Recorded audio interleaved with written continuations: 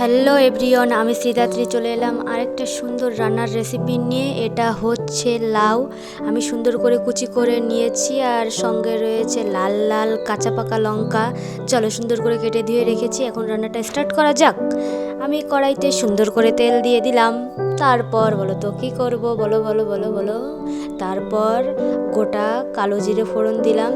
তারপর ওই কুচানো লাউ আর কাঁচা পাকা লঙ্কা দিয়ে দিলাম। তারপরে বলো তো কী করবো, এখন একটু সুন্দর করে নাড়াচাড়া করে নিলাম।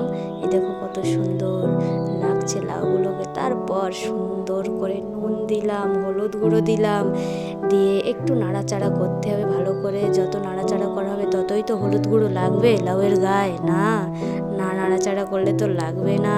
চলো একটু নাড়াচাড়া করে নিই। এই দেখো, এখন আমি ঢাকনাটাও দিয়ে দিলাম। ঢাকনা দেওয়ার কিছুক্ষণ পরে আমি ঢাকনাটা খুললাম। এই দেখো, কচি লাউ তো পুরো মজে গেছে। চলো আর একটু সুন্দর করে ভাজতে হবে।